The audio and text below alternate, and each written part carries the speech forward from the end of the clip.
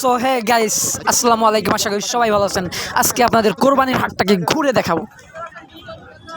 দর্শক, আমরা এই মুহূর্তে যাব একজন দর্শকের মাঝে। আপনারা তা দেখুন, দর্শকের মুখে কি গরু হাট নিয়ে কি কথাবার্তা বা কি হবে না না হবে তার মুখ থেকেই আমরা শুনি।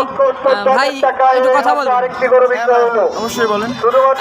আপনি এই যে হাটে আসছেন, গরুর দাম কি না দাম নেই তার বিষয়ে কিছু? হ্যাঁ ভাই, গরু হাটে আমার খুবই ভালো লাগতেছে। গরু বেচা হচ্ছে, কেনা হচ্ছে। এখন আজকের যেহেতু শেষ হাট, কালকের আজকের মনে করেন যারা গরু কেনার ইচ্ছা আছে দাম অনেক বেশি থাকে, যারা কেনার ইচ্ছা তারা কিনবে, আর যাদের কেনা। আর আমাদের একটা কথা, যে এই হাট তো গত আগে থেকেই চলতো, কিন্তু গত 3 বছর হাট হয়নি। সেই হাট বিরতি থাকার কারণে এখন কিরম কি দাম না গরু বেচা কেনার উপর করতেছে। তো ভাই, হাট যেহেতু মনে করেন 3-4 বছর আগে যেরকম বেচা কিনা হতো, এখন তো তারপরেও সেইভাবে ডিস্টেন্স করার পরেও যেভাবে গরু বেচা কিনে হচ্ছে, আমারও অনেক ভালো হচ্ছে। আপনাকে অসংখ্য ধন্যবাদ আপনার বিশিষ্ট সময় দেওয়ার জন্য। গাইস, আমরা এখন যে হাটে অবস্থান করতেছি, সেই হাটটি হলো বাগেরহাট জেলার কচুয়াল থানার গোয়ালমাঠ রসিকলাল মাধ্যমিক বিদ্যালয়ের মাঠ প্রাঙ্গণে কিন্তু এই বৈশাল এক গরুর কোরবানির হাট বসেছে। আসলে এই হাটটি গত 3 বছর যাবৎ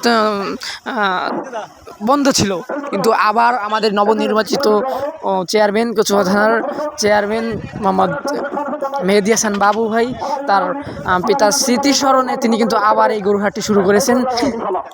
আমরা অভাবনীয়, আমরা ভাবতেও পারিনি যে এত বড় গরুর হাটটি হবে। অনেক বেচা কিনা হচ্ছে, পাইকাররা এবং খদ্দেররা তারা অনেক আশা করত।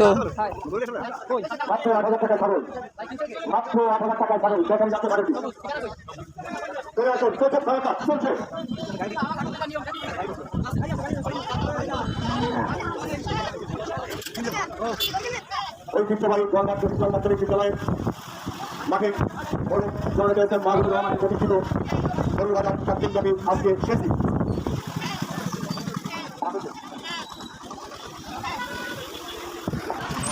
আসলাম, গাড়িটা কি হবে না গরু কেন?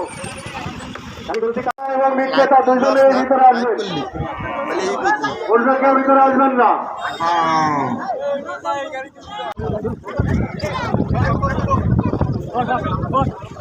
মাত্র 1,10,000 টাকা। এইবার তো তাদের পাখিদের ছোট ভাই, ছোট ভাই, তোমরা ছোট ভাই একটু পাল্টে আসবেন। এইবার তো টেবিলটা বিক্রি হয়েছে।